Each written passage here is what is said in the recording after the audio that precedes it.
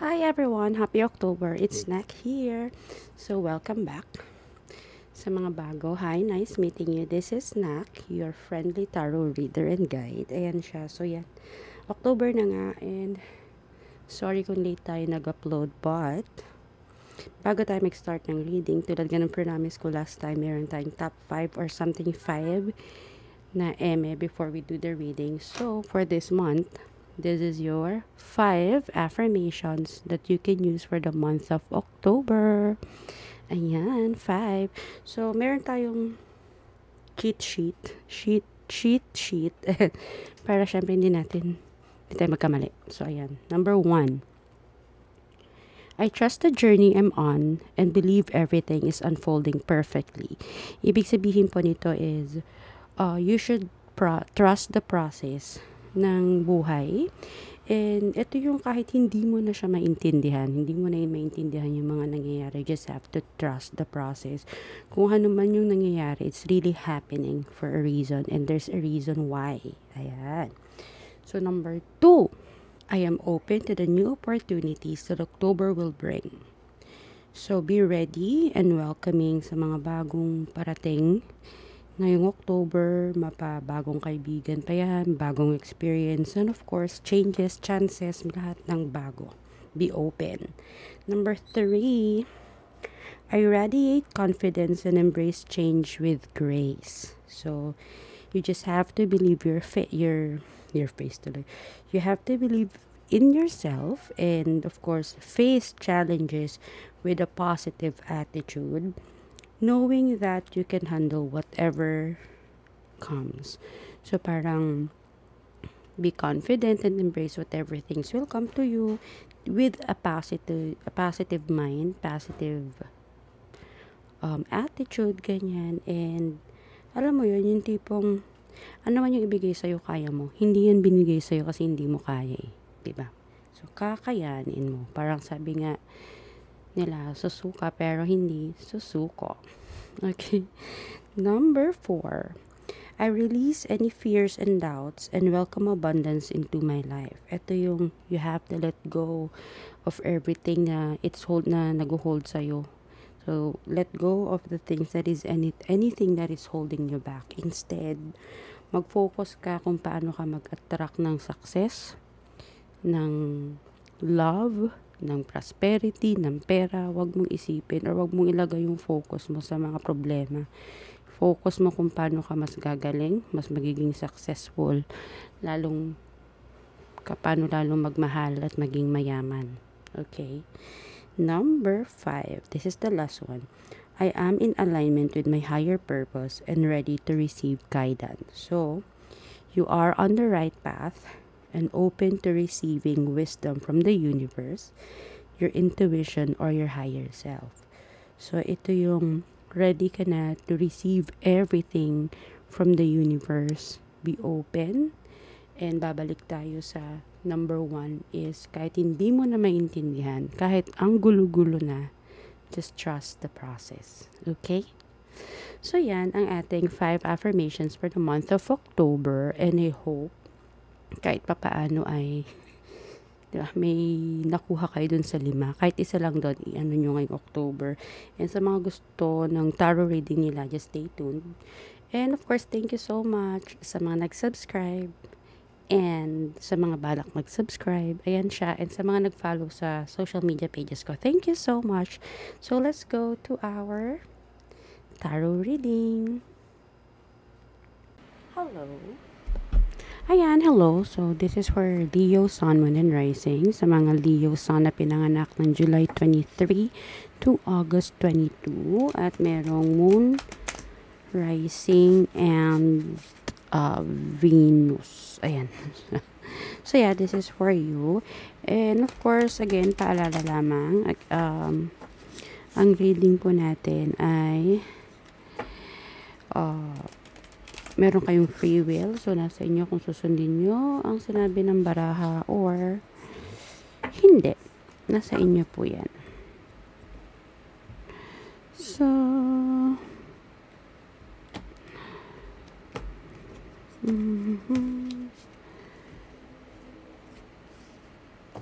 ay, ano ba yan?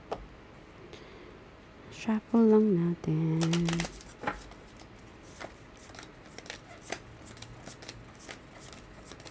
Ayan. So, this is for Leo. Sun, Moon, and Rising.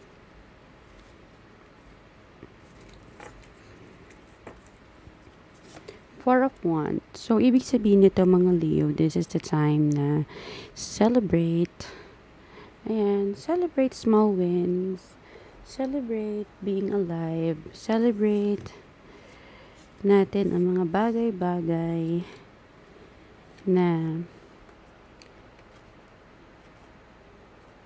nagawa natin sa itong mga nakaraan na buwan. Mga bagay-bagay na naging success natin, maliit man o malaki. Let's celebrate. And ayun. Celebrate natin. Okay. So, meron tayo ditong the moon. Sabi niyan sa the moon, may mga bagay-bagay ngayong October na ayaw natin gawin kasi nga natatakot tayo. Yung kutob natin hindi maganda. So, medyo nagdadalawang isip tayo, will I do it or hindi? Parang paniniwalaan ko ba tong taong to kahit na alam ko nagsisinungaling, bibigyan ko ba ng chance? Parang mga ganyang bagay. And also, ito yung panahon na after you celebrate all the wins, ito yung panahon na you have to pause, be alone, think, mag-aral ulit kung paano ulit magkaroon ng magandang successful life, mga ganyang bagay. And this is the month for you to learn something new, ganyan. So, may mga bagay-bagay tayong feeling natin, yung mga kinakatakutan natin na dapat is dapat siya this month. Parang kung ano yung mga doubts natin and fears natin na nalagpasan natin, let's celebrate. Sabi ni Four of Wands. And also, it's a time for us to learn new things. Sabi ni Hermit. And if we can be alone, that's better. Okay, so, Leo, let's start with the problem. Ngayon, ang problema nga lang natin for the month of October is masyadong marami tayong iniisip. Masyado tayong maraming iisipin na mga bagay-bagay na alam mo naman na ang dapat mong gawin. Pero syempre, may mga bago-bago kang maisip. Alam mo na yung mga plano mo sa buhay, pero ngayon parang isipin mo, how will you do it? How will you take action? Paano mo gagawin or paano mo uumpisahan? Yung mga bagay-bagay na yun, which is not so problem na OA naman, diba? But this is a problem na how can you be mature enough sa mga, parang iniisip mo kasi gusto mo maging mature na mag-isip sa mga bagay-bagay kasi may mga plano ka na iniisip mo na how can I do this better, maturely, and something tough, ganyan, na hindi ko iisipin yung emotions ko this time, dapat maging tough ako dito sa mga plano kong iniisip. Ayan, so medyo mahirap kasi pag walang emotions na mixed, diba? Hindi kasali ang emotions at heart sa mga bagay-bagay. So, parang kunyari lang naman ha, gusto mong magtayo ng sari-sari store. Pero, ayaw mong magbantay kahit sino sa kamag-anak mo. Kukuha ka na lang ng ibang tao. Parang ganun. Something na basta yung parang no attachment emotions, ganyan, na parang dapat hindi, dito sa plano na to is hindi kasama ang emotions mo na kahit may masaktan ka, ganyan. So, yun lang naman yung magiging problema. Ang dami mong iniisip at hindi mo alam kung paano siya gagawin kasi dapat hindi siya emotionally, more on mentally aspect na pag-iisip lang siya and hindi siya dapat maano yung damdamin mo. Parang gets mo yun. Hindi ka dapat emotional dito sa iniisip mo na to. So, yan. And also, when it comes to love, ay sina okay naman yung love mo. It's just that, ito si King of Cups. Full of emotion. Kaya lang, ay hindi man siya medyo, may emotion, yes. You know how to love. It's just that, kailangan mo siguro this month na if you have a partner, you have to show them and let them hear that you love them. Kasi may mga tao na ang love language nila is word of affirmation and action. So maybe you just have to kiss, hug, more hug, more more action ngayong buwan na to, and more words of affirmation sa partner mo. Kasi minsan, nakakalimutan natin magsabi ng I love you, I care for you, mga ganyan bagay-bagay. Nakakalimutan natin na maging malambing. So this month, kung may partner ka, maging malambing ka.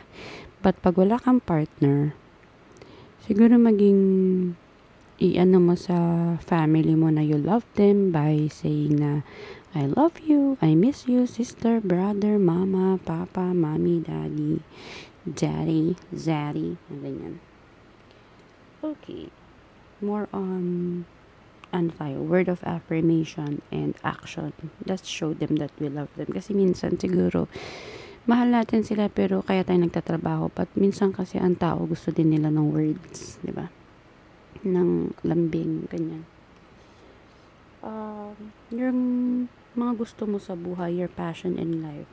Actually, ang maganda dito, na-fulfill mo yung mga passion sa buhay mo. Is just that, ang mali mo lang kasi minsan is, kaya may gusto kang gawin. Pagka gusto mo siyang gawin, ang bilis mong pero mabilis ka rin. May mga panahon kasi na mabilis ka magsawa. So, I think, parang kung gusto mo maging successful, go. Huwag mong papabayaan yung mga hobbies mo, yung mga passions mo, kasi yan yung mga bagay-bagay that's making you sane, making you okay pa. So, whatever your passion in life, go, i-push mo yan, gawin mo yan. Yung mga dreams mo, go. Yung mga hobbies mo, go.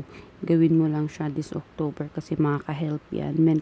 Sa mental aspect, sa mental health, ayan. Diba? Sa pag-iisip mo, dapat do that. Huwag mong kalimutan yung mga hobbies mo. Always make sure to keep track sa hobbies mo din. Hindi lang yung pagmamahal mo sa ibang tao. And, money. I have 5 of Pentacles and 2 of Pentacles. Sabi dito, mag-ipon ka at huwag kang magastos. I-balance mo yung pera mo. Kasi, masyado ka na daw magastos. Masyado ka ng add to cart checkout. Ngayon, so, sabi dito, when it comes to money, you have to save up, kasi hindi araw-araw Pasko, my dear. Mag-save ka. So, yan ang para sa mga Leo. And I also hear, sabi dito, raw intention is, huwag ka masyadong mag-isip ng pangit. Huwag pangit yung mga intention mo huwag ka mag-isip ng mga pangit na plano, na raw. And live now. Huwag mo masyadong isipin yung mga past na pangit na mga nangyari. Live in the moment. Huwag mo nang isipin ang mga nakaraan. Past is past. Move on. Live today. Isipin mo yung ngayon. Okay? So that's for the Leo, Sun, Moon, and Rising. Thank you.